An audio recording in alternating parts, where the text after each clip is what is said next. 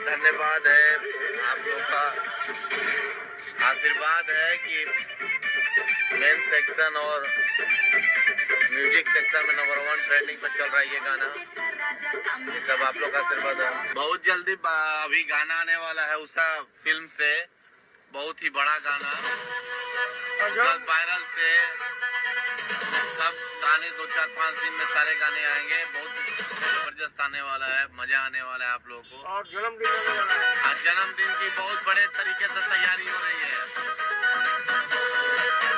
जो आप स्क्रीन पे वीडियो चलते हुए देख पा रहे हैं, यह पवन सिंह के नए गाने का शूटिंग वीडियो समय का क्लिप है, जो कि आप यहां पे देख सकते हो। इसी गाने के बारे में अभी चर्चा कर रहे थे दीपक सिंह और बता रहे थे कि पवन सिंह का नया गाना उषा फिल्म यूट्यूब चैनल से रिलीज होने वाला है। तो यही गाना रिलीज होने वाला है और आपको बता दें यह गाना 1 से 2 दिन के अंदर आप सभी के बीच में रिलीज हो जाएगा, जिसका प्रूफ आप अभी स्क्रीन पे देख सकते हो। और उषा फिल्म और वायरल से गाना आ रहा है।